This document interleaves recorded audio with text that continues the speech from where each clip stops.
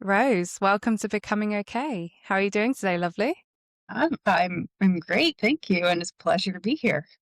I was about to say that I've got super comfy today for the conversation because I want to put out there that this is a very intense conversation we're going to be having. There's a lot of honest, open conversations around your childhood and some of the triggers and traumas you went through in life. So this is a little bit of a trigger warning, but I've been really anticipating this conversation because I think it's probably I've not had a conversation ever like this in my life. And when I first met you, like obviously we were welling up, it was very emotional. And I think the biggest thing that stood out to me is your courage in order to say, I'm here and I have a voice. And it's about time that it was heard. And this is more so for me than anything. But also, I hope that if anyone's listening that can relate, Yes. I get it. You're not Yes. alone. So I think what's really good here then is that let's start the conversation by setting the tone and allowing the audience to understand a little bit more of your story and where it starts. And I know it starts with your childhood, like very deeply rooted in your childhood. So, like, I wanted to ask you what your earliest memory is. If it's happy, if it's sad, if it's good, if it's bad, if there's anything that sort of comes to mind, and what happens after. One of the earliest things I can remember is not feeling like I didn't belong, and, we had this tree we had tire swings on, and I was bitty, I wasn't even in school yet, and I remember after dinner, a lot of times I would go out there and watch the sunset and it was over the hill and it was looking, over where the sun would set, and one day after dinner, I snuck out of the house and hid behind the trunk of the tree and was just watching the sunset, asking, whoever in the sky was listening, like, "Why don't I fit? Why don't I belong? Why am I not like anybody else in the family?" And I was hiding out there, nobody could see me from the house, and wondering how long it would take for somebody to notice that I was not in the house, and by that time, I have I'm 3rd in, a family of 7 children, and mom and dad didn't notice, none my older siblings didn't notice, at the time, there were 5 children, I had a little brother who was probably a newborn by then, um, and nobody noticed, and I just kept sitting there, and it kept getting darker and darker, and the, twilight had faded, and there was no more, and Um, I could see these constellation of familiar stars that I, was very used to by then. And the only beings that noticed me were the mosquitoes starting to get at my skin and was begging for this guy to answer, like, why? Why don't I fit in? Why don't I belong? Because I never, and to this day, I don't fit. And I understand, my doctor of psychology now, and I understand why now. But even at an early age, before I was even in kindergarten or grade school or anything like that, I did not fit. And eventually I went in and I snuck in the house and nobody noticed I snuck in. And I went and brushed my teeth and climbed in bed and nobody noticed. And you know, for my earliest memories were of emptiness, to be honest. And that never really faded. Was this was this around 5 years old when? No, I went to kindergarten when I was 4. So it was before Oh, that. so this is before the childhood trauma started. And so talk me through then how you go from feeling lost and like you don't fit in already to the worst imaginable thing I think could ever happen to anyone happens to you at 5. But a lot of people in my family, like, want to sweep under the rug is and this is a conversation I had had with my mom recently, and she kept saying, "I didn't know, I didn't know." She knew, but it started when I still had baby teeth, and, um, my brother started grooming me and one of my cousins when we still had baby teeth, and my brother's 4 years older than me, And it started with he had pornographic, and you said disclosure, it's rough. He had pornographic magazines he was introduced to by a friend of his, and that's how it started. And he um, had very absentee parents. You talk about Gen X and how we were left to our own devices, came home and, excuse me, we, we played outside all the time and did whatever we wanted. And like, my mom was just not really there. And I understand why she wasn't there. But, um, but my brother showed us these dirty magazines and all these images and everything else and would say things like, if you don't do this, you can't play with me. Or if you don't, just all of these situations where it was coercion and manipulation and everything else. And me and my cousin are about 6 months apart, but we wanted to go ride bikes, and we were never allowed to ride our bikes unless my older brother was with us, or we were allowed to do these things unless we had more adult supervision, if you will, which was my older brother. And I was a tomboy. And if I had to stay in the house, I had to do chores. Well, I didn't want to do chores. And so I wanted to be out. I never wanted to be inside. And so I wanted to be outside and doing stuff and hanging out with the boys and doing, you know, rough and tumble and fun stuff because that was fun for me. And so that's what I did. And um, he would do these things when we were away from the house. Well, you can't do, and I don't want to get real graphic, but that's how it started. And that was grooming and just on and on. And I still had baby, like I said, I still had baby teeth. And it just escalated and escalated to the point where um, I ended up, you know, my cousin ended up raping me. And, but there came a point where um, my cousin lived just across the railroad tracks from me at the time, and, they ended up moving, and so that it wasn't a one-time occurrence, but, the worst one I vividly remember, and, um, I had nightmares for years after that, and my mom took a picture of the worst occurrence, like, right in the aftermath, and me and my cousin are sitting there in the exact same clothes on the couch and we just have this deer in the headlight looks. And my mom says she didn't know, but it's just like, why would you take that picture? Why would you send it to me? And then when I was in basic training, she sent it to me. And I haven't relived it all over again. But, you know, there's snippets here and there of me and my cousin later. But what my brother did to me was sexual assault. And it lasted for 10 years after that, at least 10 years after that. And so, This yeah, is this is going to seem like a really odd question to ask, but at 5 years old, did you know that this was wrong? it felt gross. It felt really gross. And I was punished for it because it was going on for a while.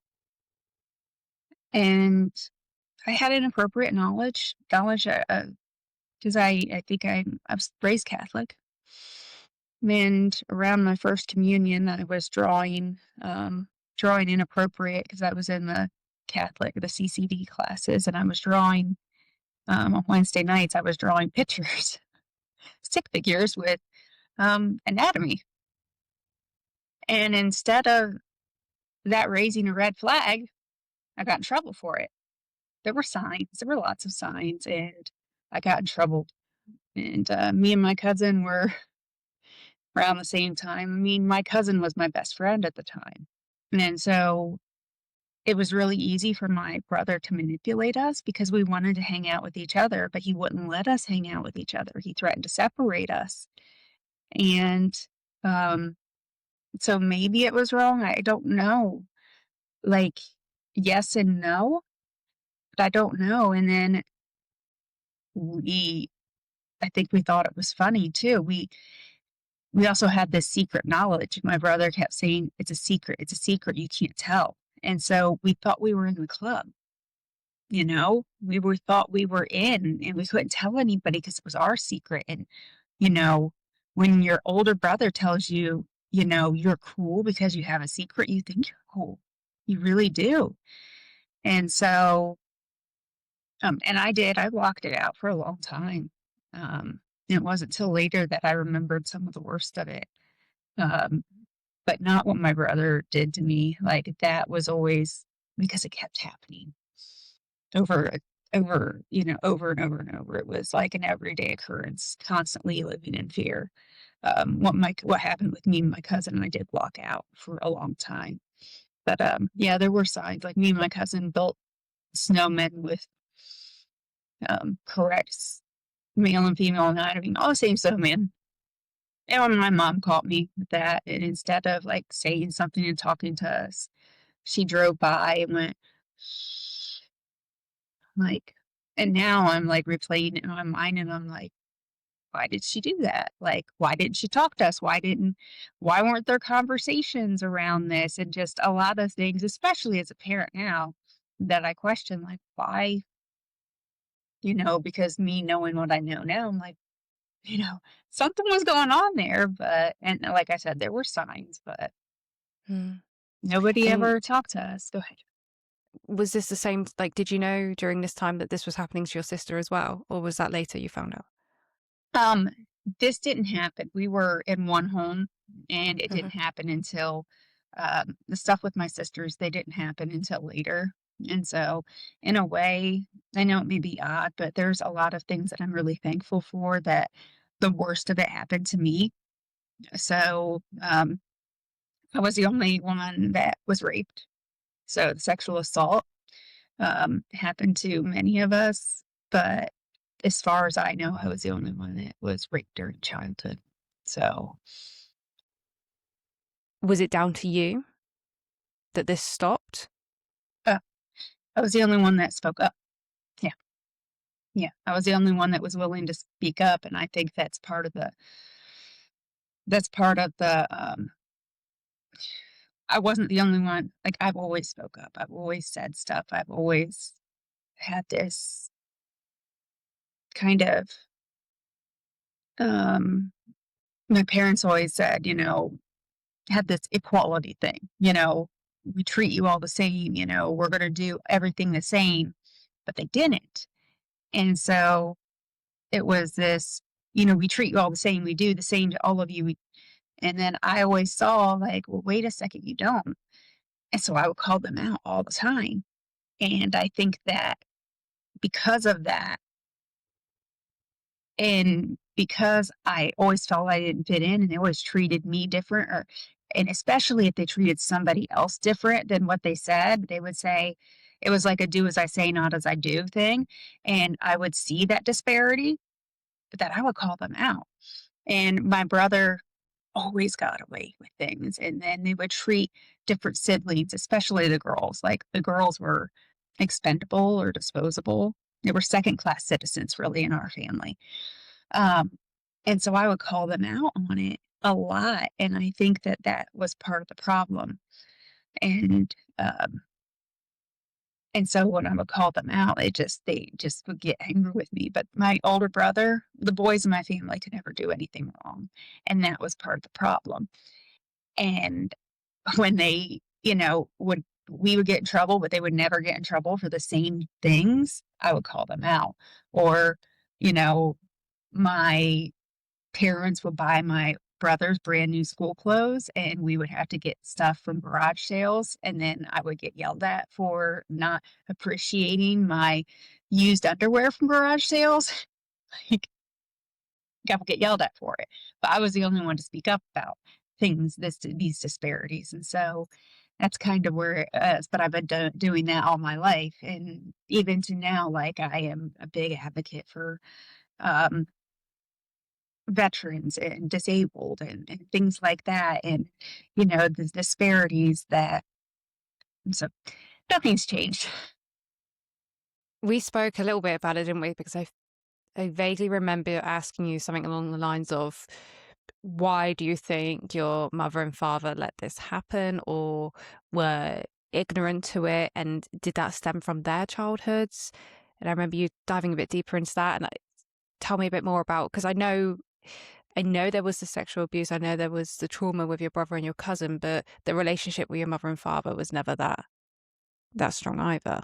I know, I know my siblings, like, they don't like my dissecting of this.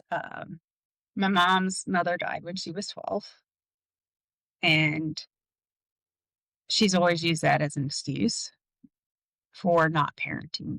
My mom also got hurt a lot when we were kids. And so when my mom got hurt, she got hurt really bad when I was 11 and my older sister was 12 and almost lost her leg. Um, she was really bad. I mean, she was mowing and it was a really bad farming accident. And she was in the hospital for a while and then had to lay flat on her back. My younger sister was not even a year old at the time. And um, by then, there were seven, all seven of us were there. And my older brother was 15. He didn't have his driver's license yet. My dad was in a really rough spot then. He was angry. He was angry all the time. My mom was in a lot of pain and she couldn't do anything.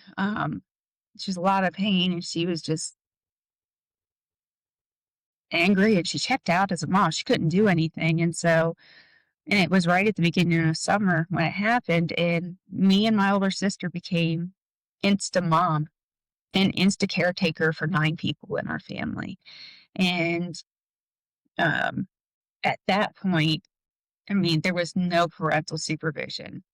That that I think was the breaking point for my mom when it came to us. She had always harped on us. When her mom died, she had always harped on me and my older sister. You have to take care of each other. If anything happens to me, you have to take care of each other. Don't abandon your siblings. My mom was um, one of seven. My dad was one of seven as well. My dad was the oldest. My mom was second youngest. And her siblings kind of abandoned each other. And her dad didn't know how to cope in a lot of things. But my mom said, you have to take care of each other. Well, that's what me and my sister did. And it was trial by fire for us. Um, my dad will wake us up every morning, me and my older sister up every morning as soon as, dawn hit. So whatever dawn was, it was 6 o'clock, we were awake. It was 5:45, it was just before the crack of dawn. And he would yell upstairs and it wasn't nice. It was get your lazy asses out of bed. Get down here. And we were performing all the roles of mom. And so we were cooking for 9 people. We were cleaning and prepping the baby, and a 1-year-old is not fun when you're feeding her. And she's in the high chair and you have to cut up all of her food and put her in the high chair and get her, half naked because whatever she's eating is not going in her mouth. It's going all over her. And How old were you at this time? 11. My older sister 11. was 12. And it's summer, so we're cooking for everybody, to include my dad. My dad refuses to cook, refuses to do dishes, refuses to do anything. And we are servants. That's completely servants. He sits at the table. He does not lift a finger. And oh, by the way, everything we cook for my mom, it has to be on a tray. And she was, I think I told you, but telling the audience, my grandmother was a World War II war bride. And so she came to the farm. We're living in the house that she came in or came to Ohio and my mom drinks 3 cups of tea a day. That's it. English tea time. And so when we serve her breakfast, it's on a tray, and we have to make sure we don't spill her tea. It has to have, milk and sugar in it, and we serve it to her, and it has to be on a tray. And heaven forbid we get it wrong. Dad's witnessing all of this, and he'll scream at us. And my mom does not defend us. If he calls us, um, it's well, still me and my sister still hear in our head what lazy pieces of whatever expletive he uses that day, lazy piece of whatever, shit, crap, whatever. Pardon my language, but that's going on every single day, every time he's in the house. Whatever we're doing, it's never good enough. But we have to serve mom her breakfast and make sure it's getting served in front of dad so he doesn't, rage at us. Um, and then he'll go out in the shop. He's self-employed, by the way, so he's right there at home to check in and sneak in, check on us. And after breakfast, we're cleaning the baby up, all the dishes for 9 people. Uh, we have to give mom. We have to bring all these bowls of water out to her because she's still in her pajamas, and help um, sponge bath bathe her. And I don't know if you've seen before, like my hair is really long. It's down to my butt. My mom's hair was really long at the time. So her arms weren't broken or anything, but we'd have to make sure to brush her hair out for her and braid it and do everything for her and help her. She had this monstrosity of a cast on, but we would have to help her change out of her night clothes and her underwear. And, it was a 2-person job when she first got hurt. So it was me and my sister having to do that. And then in the midst of all of this, we had to keep our 4-year-old sister and um, almost 1-year-old sister away from her so they didn't hurt her. And so they're trying to climb on her, and my mom's she's hurt and she's angry because she's hurt. And so we're trying to keep the little ones off her who they just want mom. And then if my dad comes in, she'll throw us under the bus and say, the little ones got on top of her and hurt her because we're giant pieces of crap that didn't, protect them from her. And I'm like, well, they just want their mom. And so, in the middle of all this, we're trying to learn how to do laundry for the first time by ourselves, and we wash it all. But we didn't know the dryer takes longer, or hanging on the clothesline takes longer. So we mess that up. And so they get mildewy, and we get yelled at for um, having to we wasted water and laundry and time, or like laundry detergent and time. So we had to wash all the laundry again because we screwed that up. And so we're giant pieces of crap for that. And this was our summer. And then we'd make all the lunch stuff, and same ordeal for lunch. And then we've been up for hours, on our feet for hours, just running around like chickens with our head cut off. There's 2 siblings in between me and my younger sister that dad just took them out to the shop with them, and they would like fall asleep or ride their bikes or just screw off because dad was watching them, and he would help them, but he would take them uptown and get them donuts and chocolate milk, or they would just get to play. And then every once in a while he would ask them for a tool, but they were working, and it was um, man's work because he was out in the mechanic shop, and so it was allowed. And I don't know for sure what they did because we weren't privy to it. But then after, at like 1 o'clock in the afternoon, like my sisters, the little sisters, would lay down for a nap, and they weren't hurting mom. And then my mom would want them because they were calm. And me and my sister would just be like, and we'd sit down. About that time, my dad would come up at the house, check on us, and he'd slam the doors, coming in screaming, yelling what we were doing, we lazy pieces of crap. And then we'd have to go out and do some menial labor on the farm, like weed around with, it wasn't even a weed eater. We had these like literally um, like antique weed whacker things from, like, they would be hanging in um stores uptown and stuff like that. Like, this is antique. I'm like, no, that's not antique. We use that on our farm. Get blisters on our hands from weeding down around the fence line because it wasn't a real fence line anymore. My dad put hot wire up, and the hot wire would short out, and we had to weed around because our livestock would get out, and that's like we would have to do that the afternoon, and the only time we get a break is when we had to come in and make supper. And um and then we would just be exhausted at the end of the day, and my dad would come in and watch TV at the end of the day, and that's when we would go upstairs and just hide. We would hide.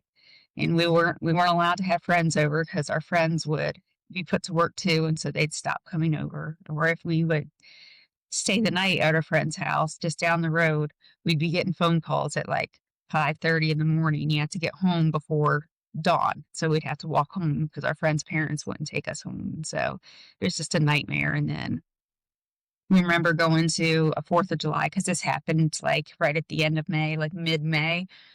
And we went to a 4th of July party, and there was a neighbor lady, and she asked how my mom was doing, and dad was just yap, yap, "Oh, she's doing better, blah, blah, blah, blah, blah." And we were standing there huddled around my dad because we're like, "Are we leaving? Are we going?" And then the friend looked down at me, and my sister, and she's like, "Well, how are you two doing?" And my dad got mad, and he's like, "Why are you asking how they're doing? They're not hurt. There's nothing wrong with them." And she goes, "Well, aren't they picking up the slack for, you know, my mom and stuff?"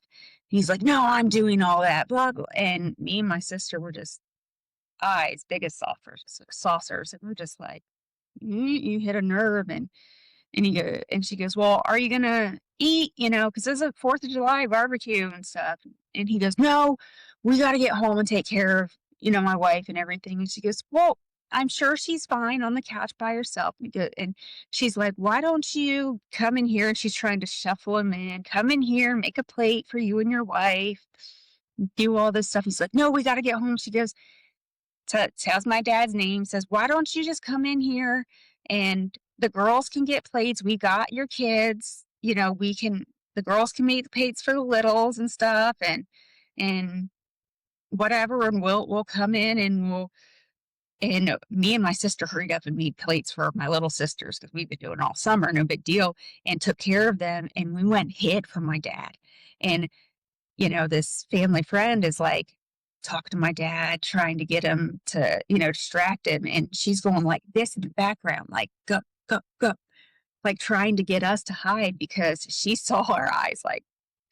And so it was the only person that saw me and my sister that summer, only person that saw what we were doing. And now looking back, it's like the entire community knew what was going on in our home and knew what me and my sister were going through. And nobody lifted a finger to help. Nobody came by. Nobody. And it's just like, and me and my sister are like, did they come by? And my dad just, I don't know. We don't know. And my mom emotionally checked out. Emotionally and physically abandoned us. Our dad was just awful that summer. And um, when she was physically able to come back, like our friends at that party were like, "Hey, we were just so exhausted and excited to sit down." And our friends are like, "Why don't you come play?" And we're like, "We just want to sit." And they're like, "Why?" And we're like, "We just want to sit." And nobody understood. And we're just like, "Just want to sit." And then we saw our dad's truck go by on the highway and we took off running. And they're like, "What are you doing?" We're like, "If he sees us sitting on this hill, he's going to stop the truck and make us get in there and go home and take care of mom." And we're like, "We don't want to go home yet." Like we wanted a couple hours to ourselves. And um, after that summer, like we went back and we were in middle school, and which is like, we were in 7th and 8th grade or 7th grade then. And everybody's like, "Oh man, we have to come back to school." And me and my sister were like, "Oh my God, we get to come back to school. Thank goodness." And they're like, "Why do you want to come back?" And our answer was the same. We get to sit, we get to relax. And they're like, "School's relaxing." We're like, "Yes." And then after that, my mom never came back. She's like, "I don't have to do the laundry anymore. I don't have to cook anymore. I don't have to clean anymore." And she emotionally checked out for us. And so from that day forward, we never had a mom. And every time we went to her with one of our problems, me and my older sister, she either came to us and said, "Oh, I'm a failure as a mother," and just, like, had this sob story, and instead of us, like, getting, like, any resolution for our problem, we would sit there and comfort her for hours. And still in the back of our heads, we're like, "Okay, we still have this problem to solve," whether it was a math problem or, like, some emotional problem. I never went to her when I got my period, I never told her. I never went to her because, like, there was no point. And then, um and the other thing she did was, she made every problem about her. Like, and it was just it it was not worth it anymore. It's just I we didn't have a mother. And then we ended up shielding our all of our younger siblings from that rage. And so from that point on, we were emotionally abandoned. And so my mom always said, "Oh, I lost my mom when I was 12 because her mom died." And but I lost my mom when I was 11, and it was a choice. And she refuses to see it that way. And in many ways, like, she has been jealous and vindictive and stuff because and she said it to me, I took over her role as mother. I'm like, if that would have been a choice, I would have never chose that. But it has just been terrible since then for me and my sister.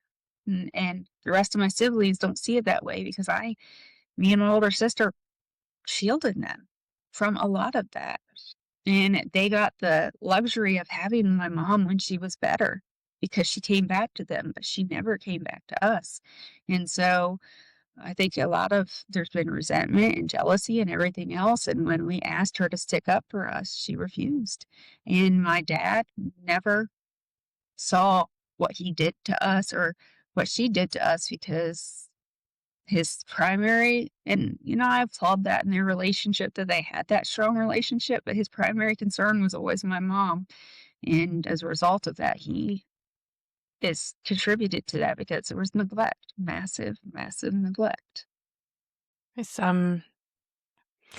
tearing up during all of this because it's really hard to hear that back, even though it's the second time I've heard it now. But there was so much more detail into neglect is the perfect word there, isn't it? And like you But said, it was a choice that your mum left you at 11.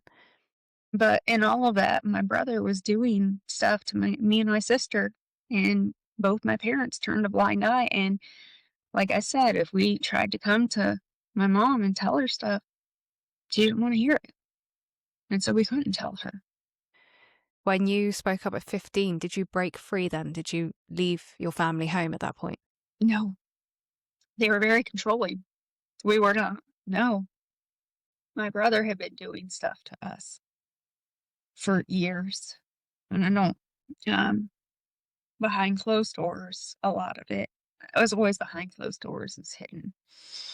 Um, Most of it was my mom and dad would go to functions and they would leave. He's the oldest. And they would leave him at home with us to babysit, and that's when he took his liberties. And it was I don't I don't know why me. Mm, Maybe he saw that, like, I was the least favorite, and I understand why now.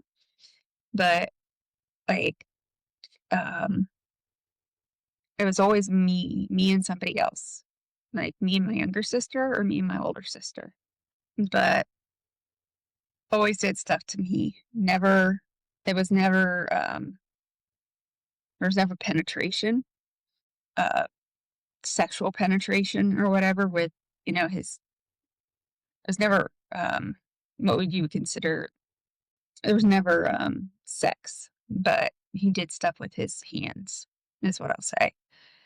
Um, and that's still considered rape. Uh, but he did stuff to me and my younger sister, very vivid. And, where he was pulling our pants down and doing stuff to us and just would not let us escape. And this happened several occasions. And I blocked that out for a while. I remembered when I was 18 and I told my mom, when I was 18. And her response was, well, I always wondered if you'd do something like that.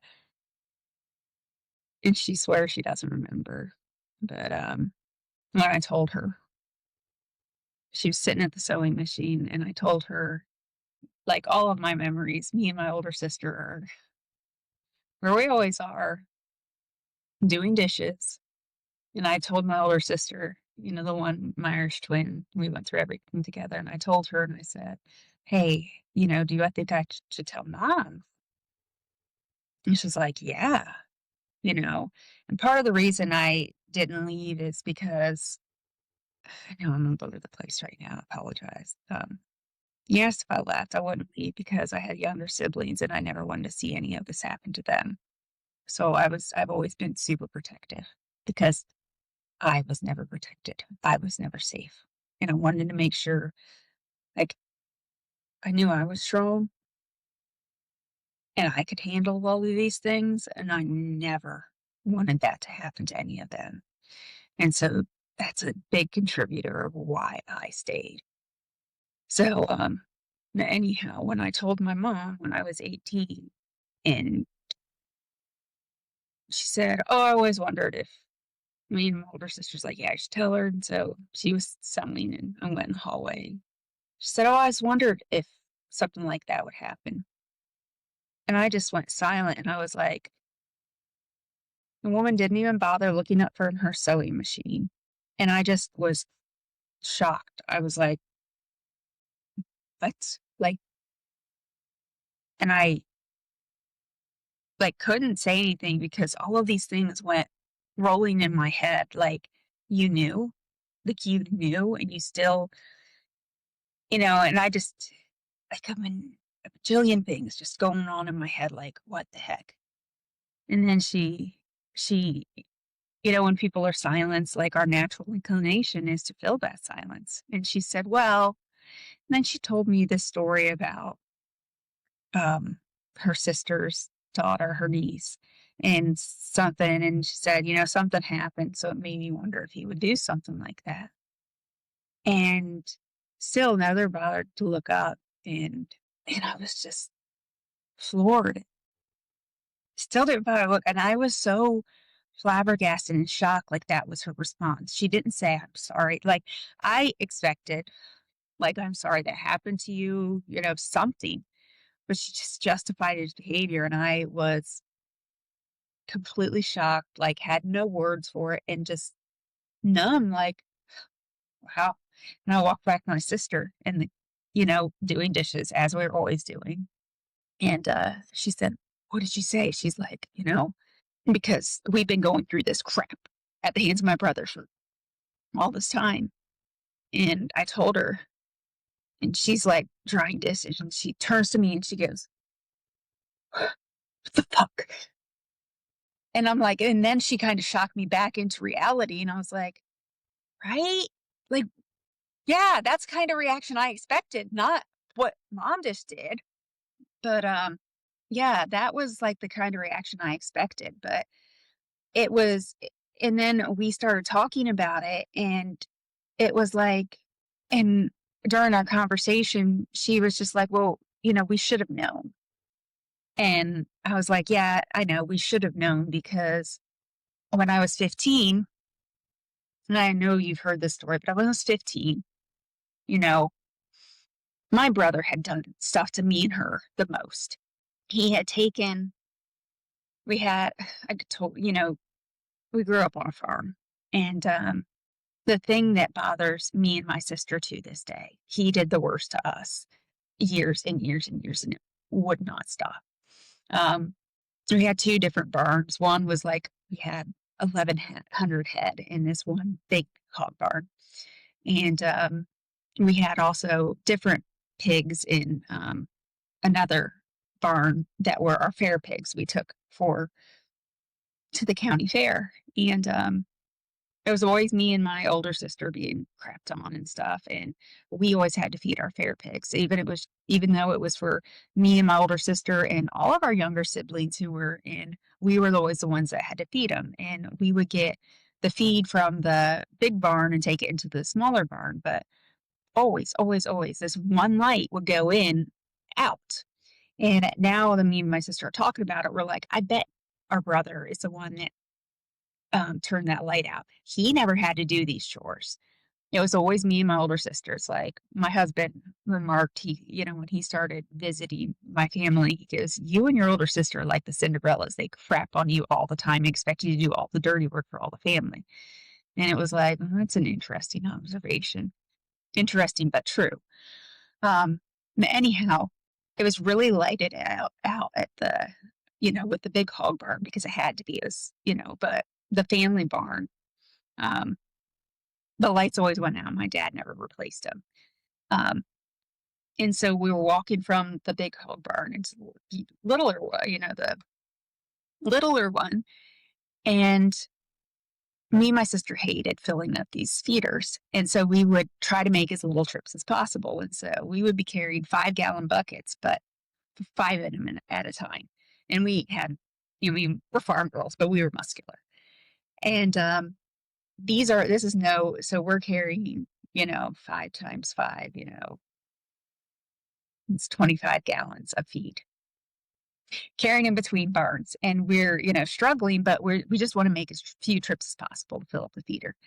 And almost every single time, it's like my brother would be there watching us, and he would come up behind us.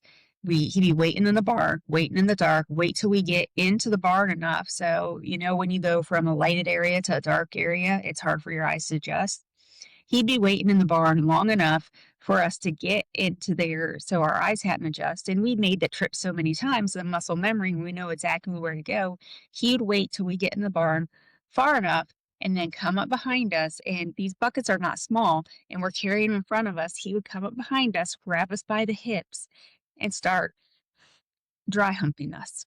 And inevitably, we drop the buckets, they'd be in front of us, and there's spilled grain all over the place. And then we'd fall forward, and then he'd have us in where we're bent over, and he'd just go to town on us. And we'd be screaming. Nobody'd hear us because we're out in the barns, and nobody'd hear us. And we've got fans and all of this automation going on, and we're screaming for him to stop. We're bent over. We banged our shins into these buckets, so we have bruises all over us. He's humiliating us. We're screaming for him to stop, and he's laughing maniacally. And it's the same time as like the Ace Ventura Pet Detective comes out, and he's acting like doing those like really dynamic hip swings and making the same like animal sounds that he does, and he thinks it's hilarious, and we are just angry and just violated. He does this all the time. And me and my sister to this day, like I cannot stand coming into my house when there's a light off. Like, so I have to have that. And there's other things that he does to us, but that went on for years. And my mom said, "Well, why didn't you tell us?" It's like, because we got yelled at. Do you know how many times we got yelled at because there was spilled feed back there? And my dad would yell at us because we spilled the feed, and we couldn't tell him the truth because every time there was an argument between our older brother and us, we lost every single time. And we couldn't tell anybody. And then he would come up to us when we were doing dishes and whisper just vulgar sexual things in our ears. And there, I could tell you so many more stories. But the last time he did anything to us, he came in the house, and me and my sister were doing dishes, and um, he came in and started smacking us on the asses. And um, my mom was sitting there doing bills at the desk, and I just said, "Mom, will you please tell him to stop?" And she's like, wouldn't respond, just stayed silent. And he did it 3 times, and every time I said, "Mom, will you please tell him to stop?" And she wouldn't. And the third time he did it, and I said, "You touch either one of us again, you're going to regret it." And he came in the house, did it when he wound up. He did one of these, wound up like a baseball player, and just smacked my sister on the ass so hard that she like jumped up and squealed, and like really, really hard. And I turned around, and he had a high school sweetheart that was way out of his league that had just broken up with him. And I turned around and told him just because he couldn't keep a girlfriend didn't give him the right to treat his sisters like bar trash. And he got up in my face and was like this close, and he was spitting on me, and he had his hand, and I was like, "I dare you, like hit me. I don't care." 'cause it's just like, it ain't any worse than everything else you did to me. And he called me, lots of fun stuff, cursing at me, and, then he stormed off, and he was getting ready to go back to college, and he was supposed to be helping my dad in the shop, and then my mom speaks up, and she said, "Why don't you watch what you say before you say it?" And I just said, Why doesn't he have to watch before what he does before he does it? Mom, I asked you 3 times to tell him to stop, and you wouldn't say a word, but you're gonna speak up for him now?" I was like, "I was defending myself." And then my dad came in the house, and he's just his face is bright, like cherry red. And he's screaming and yelling angry. I mean, my dad is a force to be reckoned with. You do not want to see that man angry. And before I can even say a word, my mom just throws me under the bus. She did this, and blah, blah, blah, blah, blah, blah, blah.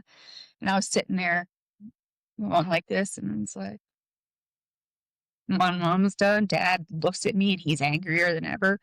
And he's like, "Ugh." And I said, "Mom, why don't you tell him what Nathan did?" And like I said earlier, like, my dad just will not, like, him and my mom's relationship is, he will never go against her. Everything's mom, mom, mom, like, just never says a word against her. And the one time in me and my sister's life, we've never seen him do anything. And he just looks at me and he said, "What did Nathan do?" And it's my older brother's name. I haven't said it, sorry. But I told him, and he just did this thing where he goes, and he cuts his eyes and gives my mom this look like, "I'll deal with you later." Never in my life before or since has he ever done anything like that. And it was this look like, "I'll talk to you later." And we had never heard him do any disagreement, any crossword, anything against my mom, but that was it look like, "I'll deal with you later." And then his face just drained and went from cherry red to just like his normal rusted, beat up farmer's look. And he said, "You both were wrong." And me and my sister were like, "What?" Because never, never, when it came to something that happened between me and her and our brother, like it was me and my brother, or her and my brother, or us and our brother, we never won, ever. They always took my brother's side every single time. And that was the one time we didn't lose. I mean, it was a standstill. And a lot of people are like, "I don't get that. Like, you, you didn't win." I'm like, "You don't understand. We didn't lose." It's like, that was the difference. We didn't lose. And he just said, "We're both wrong." And that was the last time our brother touched us. I was 15. So, but, um, the still gross comments in our ears and stuff. And then, but he did it. He did something to my niece December 13th, the same gross, inappropriate comments. And it hit another generation. So me and my older sister were like, "Done. No more." So, So much of your childhood is consumed by these awful relationships in your life and the relationships that are supposed to be the closest people to you. And then you went into the military and you fell in love and you married a man. And at this point in your journey, I'm thinking the worst has happened. You find peace. Like that, I'm dreaming this for you. Do you know what I mean? As you're telling me. And then this happens. because like I said before, women were second class citizens. I was taught no boundaries. And when I deployed, um, there was some incidents that happened. I was deployed, my second deployment. There were other incidents that happened, but on my second deployment, my team called themselves Shady 580. And they were so corrupt. The guy that was in charge of the enlisted guy had I don't think I told you this part. He had a female hooker living in his room. And our command team came in for a visit, and um, the we hung out they have two-man roles. You can't do anything without other people with you, but long story short, a Marine that was with us, was under the impression that I had slept with one of my leadership, and I hadn't. It was just circumstance, and, he raped me, but it wasn't just a singular event. It went on for months because he used the corruption of my team, my mission, my career, my marriage, everything he could possibly, um, use against me, he did, and used that fear against me, and it lasted for months, and I couldn't wait till he left country because it was just this incessant fear. He used it against me, and I did not. And people talk about, before that, they talk about this fight or flight response, and that's all I knew. Well, after lots of counseling, I heard about the freeze and the fawn response, and I had froze, and a lot of that was my gut instinct from my childhood, and I didn't know because that's what I did when my brother did a lot of the things to me. I did not know what to do because why eh, there was no language. Nobody taught me what to do when or how to react or what you're supposed to do when it's family. And I froze when I was a kid, and that natural reaction, that was an absolutely instinctual reaction to me when somebody that trusted, and this was a brother in arms, did what they did to me. And I froze. And I carried that shame and guilt with me for a long, long time. Um, and when I came home and I tried to tell my husband what happened to me, I showed him a poem, and it was clearly about being raped, and he laughed at me. And I shut down. And for that was in 2009, and for the next until I was able to file for divorce, he said it was his husbandly rights to do whatever the heck he wanted to me. And so for the rest of my marriage, my husband did whatever the heck he wanted to me for the rest of my marriage, and I couldn't tell my parents because they liked him more than me. And in fact, after I was divorced, it was my dad who told me my ex-husband got married. And I wouldn't be surprised if to this day they're still talking to him. And that man is so vindictive against me. I'm I've been divorced for over 10 years now, and I'm in a legal battle with him right now. Um, he did everything in his power to stop me from getting my dissertation or my doctorate. I was getting ahead of myself. He even had all of my social media accounts shut down. I'm pretty sure he's the one, but all my social media accounts were hacked and then shut down right before my dissertation study went live. And he then him and his attorney found a way to get into my medical records and outed me in court about being raped and tried to have me declared an unfit mother. And they got into my VA medical records and tried to have me declared an unfit mother because of something somebody else did to me. And so it hasn't stopped. And then, to add insult to injury for all of this, my dad told me just a couple weeks ago that he doesn't believe me. I've made the decision, and I believe it's the right one to go no contact with a good majority of my family. You emailed me about the letters you sent to your family and how you were going into this year with no contact, and it was a choice you had been thinking about for a long time. And honestly, it was like this weight had been lifted off my own shoulders reading that email, because I was just like, for once in your whole story,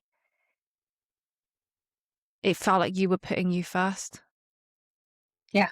I know this is a really, really, really tough story to talk about. And I don't want to just highlight every moment you struggled, because the best thing about learning about you is that you've given me so much courage to wake up every day and think I can do this because you do it. Yeah. And I really want to share, talk about the moment when you became a mother yourself Yeah. and how that changes the way you look at your parents, but also how you do everything in your power to be that safe home Yeah. for your children, their friends, and you're the opposite of what you grew up with. I was terrified when I got pregnant with a daughter because I just told her yesterday, taking her to school, that I realized that raising her has been healing to me because that child is just like me. She is ornery. She is like vivacious and just all the things that I was when I was a kid. And I realized s- there was nothing wrong with me. I was like, it has been so, and it's not that it's been any different with my son, but she's just like me. My son is different. And I celebrate those differences instead of trying to treat them the same. But I said, it has been such a pleasure to raise you both, but raising you has been healing to me because I realized there was never anything wrong with me. I just needed to be loved.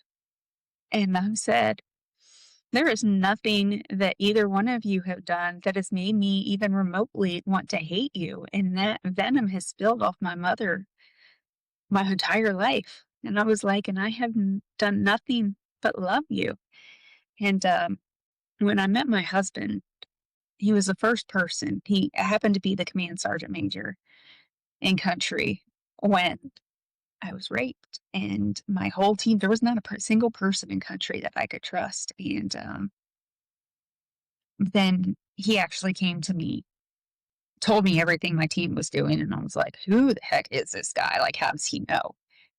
And he became a leader in the military I could trust. And then um, fast forward, that was in 2009. And then fast forward, I was getting out, like, I had already gotten out of the military and I've always helped all these soldiers. And, but in the military, I felt safe with him. And so I ended up telling him that I had been raped.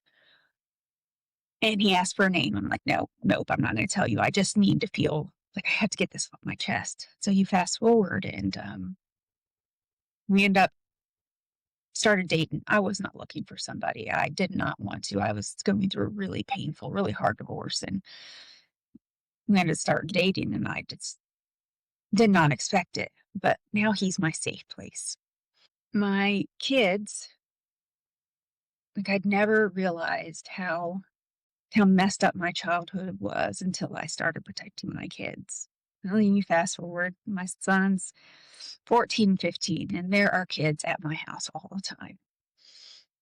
And they're not normal kids in the sense that, like, they're just normal friends. Every single one of my son's friends has some broken story.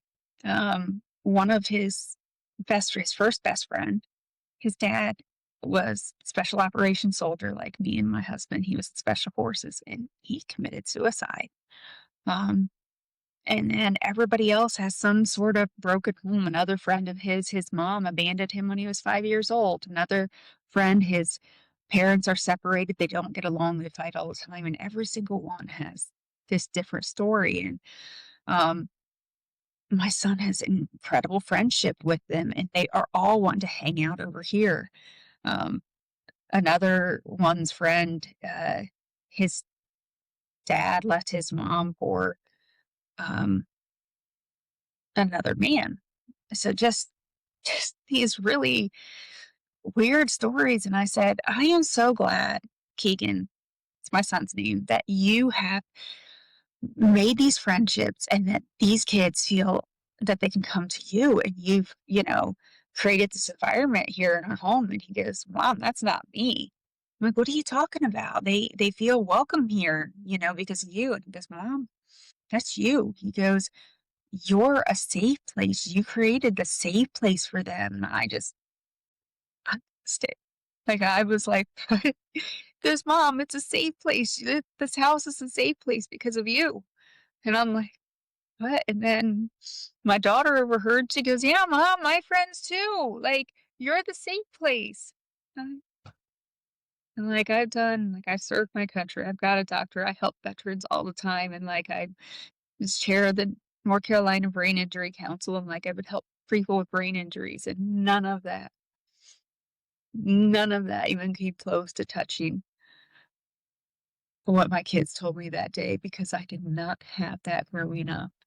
And for like our house is a safe house for all of these kids and like if that's the only thing I accomplished like that, that is worth it all. That they can, yeah. So yeah. And Remember you told me that for the first time, I literally bawled because it's such a lovely silver lining to all of this, yeah, that what you've taken away from your own sadness and hurt, you've been that safe home for other children that have really needed it. And in a non-conventional way as well. Like, you didn't even know. no, You were just being you. And I think that's the most beautiful thing about all of this, is how much of a beautiful person you've turned out to be, no matter what. And I wanted to ask you if have you found a way to forgive, but for your benefit? um, that's a hard thing for me because I grew up in the Catholic Church, and my the concept is it's hard for me because a lot of the Catholics I know, they go to a priest. They say, "I've done all of these things." And I think it's just mainly because of how it's been used against me so much, especially with my mother. She goes and does all of these really horrific things to people and goes to a priest. And I don't know what her relationship is with the priest, but she's described it to me and how she's done all these horrific things. Goes to a priest, confesses her sins to the priest, and tells him, "I've done all of these things." Has a fantastic relationship with the priest and goes weekly or biweekly, has the slate wiped clean, and then that gives her absolution to do all of these horrible, horrific things to people anew. And she has this fantastic relationship with the priest. Doesn't work on the relationships with the people that she's done these horrific things to. In case in point is me. And um, when I had my recent conversation with her, she demanded forgiveness for me without an apology, without having once. She said, "All of these things, everything I told you and so much more, I told her, and how it's impacted my life." And her apology was, "I'm so sorry that happened to you." Not anything that, not any responsibility or accountability for what she did, but that it happened to me, and then demanded I forgive her. And so, and she's done that so many times over my life that, well, I said, "I'm sorry it happened to you. How about let's wipe the slate clean and start over again?" And I've done it so many times. And to her, it's an absolution. So I can do more. And I use the analogy like this. Have you ever had a piece of tin foil and crumbled it up and then try to, and I could use it with a piece of paper. You crumble it up, and that paper's usable. Let's crumble it up some more. Can you write on that paper? And you keep doing it over and over and over. And after a lifetime of doing that to a person, the paper's no longer usable as threads. You could easily use it as a tissue after so long.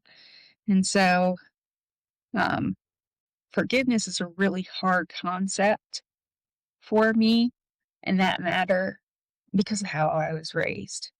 And so I don't have a really hard time with that. Um, I like it, my better. my better coping, if you will, is theory that Mel Robbins has is just let them. If that's how they want to be, let them. And that's like that's her book.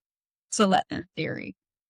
But if that's how they want to be, just let them be. Let them go. Let them be who they want to be and let them go on their own journey.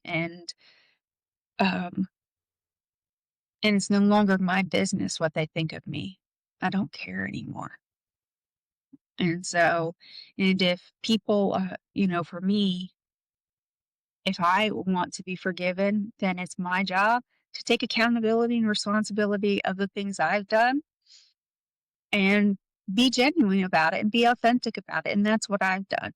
But I can't expect that of others. And so, um, part of the Latin theory is let me do what I can and what I'm responsible for, but I can't expect things from others, and I'm no longer going to.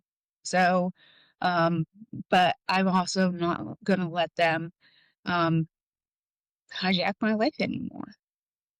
And so, but forget, like, I'm not there yet with, like, I think my understanding, the full complexity of the understanding of forgiveness, just because of the institution of the Catholic Church and how it is um, been used and perhaps used against me. And so that concept is, yeah, Wonder if taking it almost full circle and thinking about the little things, the little pleasures in life over the years that when you were in your lowest of lows, that helped you to just see a glimmer of light. Do you still love sunsets like you did when you were 4? I don't know. Like my husband and I really look at them together now, and like he'll send me pictures of them, but I don't like pictures of them. I like viewing them in their natural state. And people people do ask me like, "How have you gotten through all of this?" And I laugh every day. Like, that's my favorite thing. I find stuff to laugh at every single day, and my favorite holiday is April Fool's Day.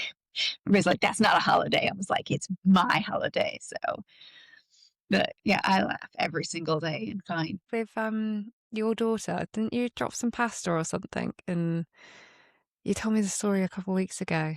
Something your mum said to you, and you just burst out laughing, and you dropped the pasta, and you both were just giggling for so long. because we were dying laughing because when I talked to my mom on January or December 9th when all of this happened. Sorry, that was my son's wake up alarm for school. Um, he goes half days now because he's a senior. But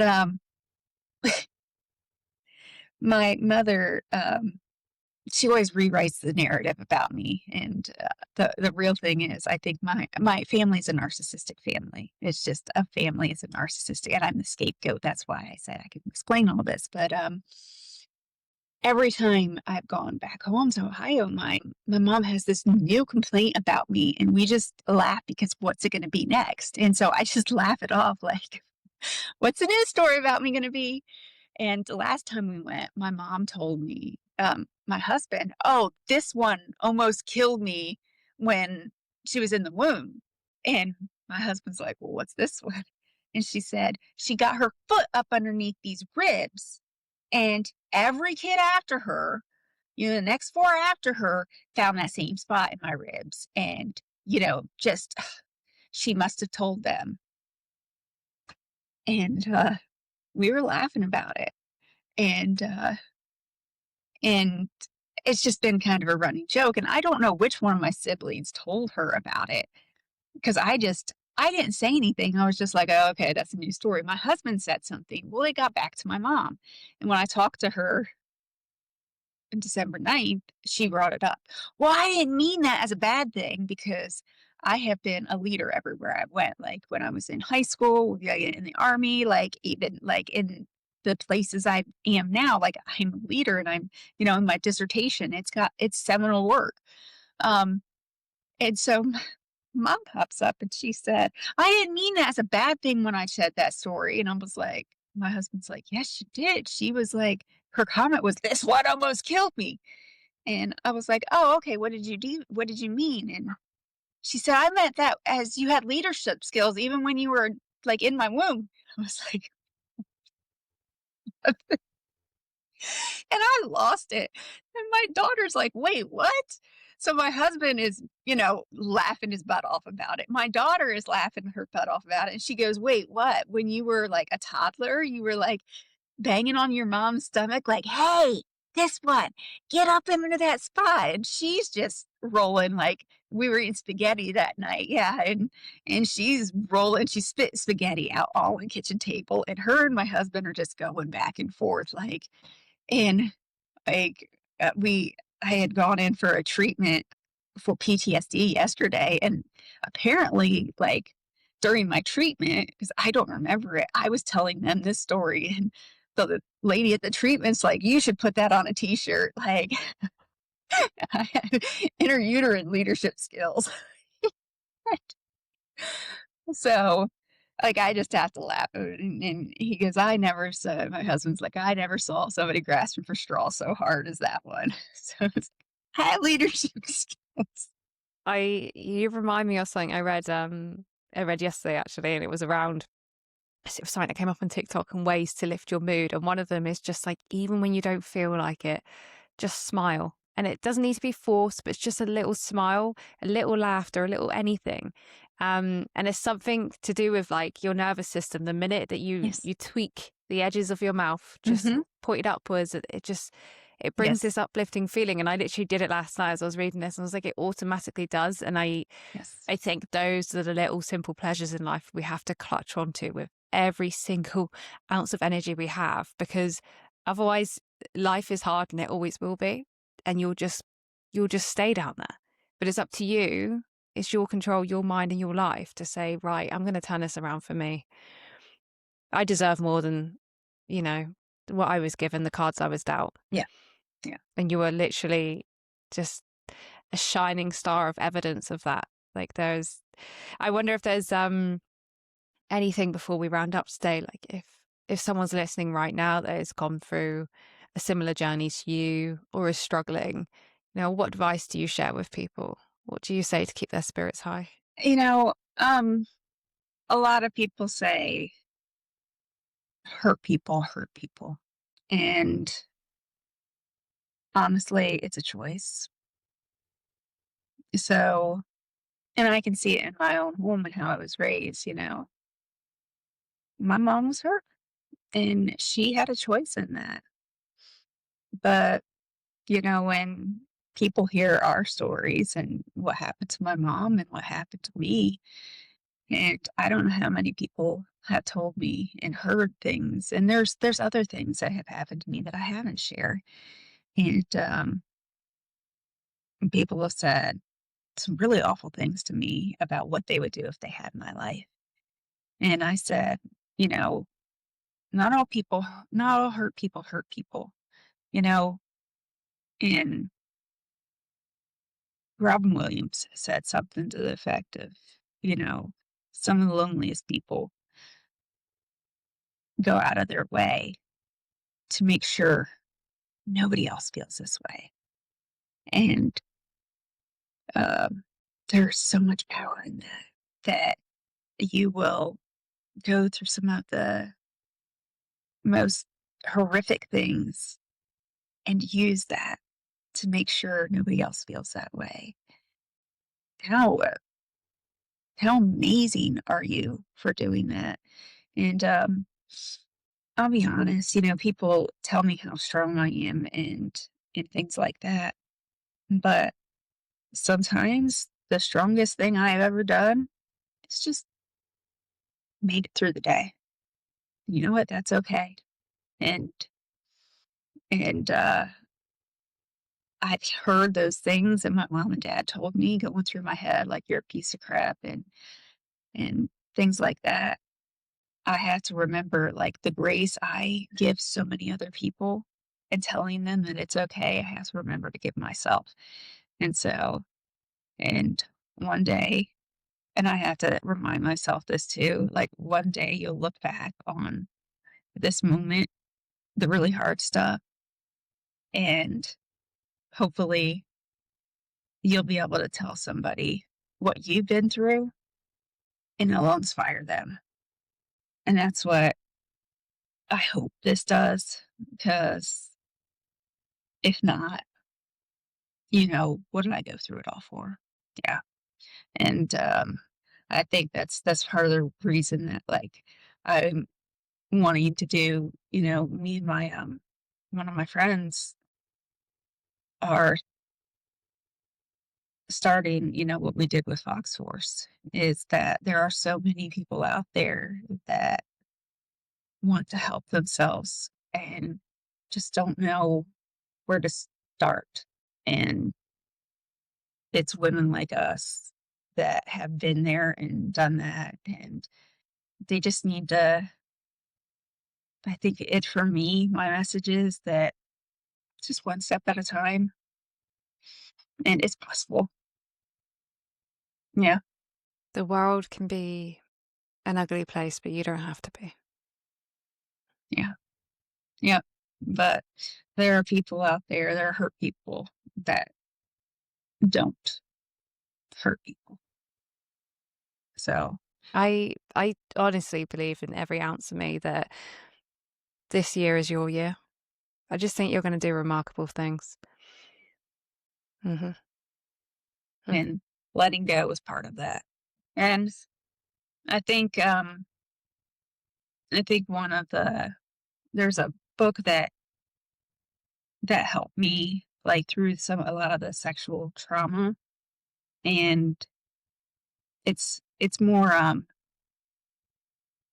I think anybody that's gone through sexual trauma, if they need help, and it's a fabulous listen to the audio, and I think I talked to you about it, but, it is and it deals with complex trauma, and I think that's one of the things. It's written by Stephanie Fu, and but, the audiobook, it's called What My Bones Know, and it's the audiobook that was really helpful for me because she went to a counselor, and instead of just writing about it, she recorded her sessions, and he allowed it, and it was really powerful hearing that and her going through that. And if anybody is worried about what therapy looks like and diving into that really hard stuff, that gives you firsthand exposure of what it looks like and what it might look like for you. And going down that path is really hard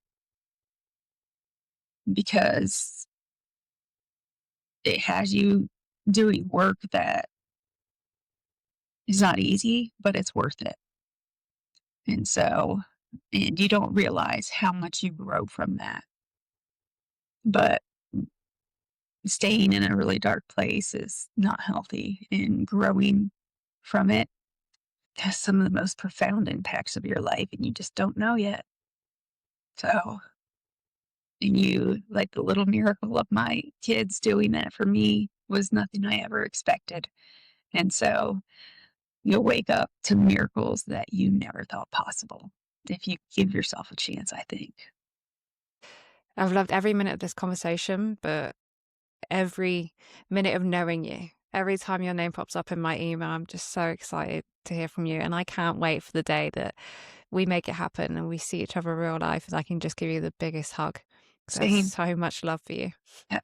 Same. Thanks so much for your time today, lovely. You too. Thank you, Meg.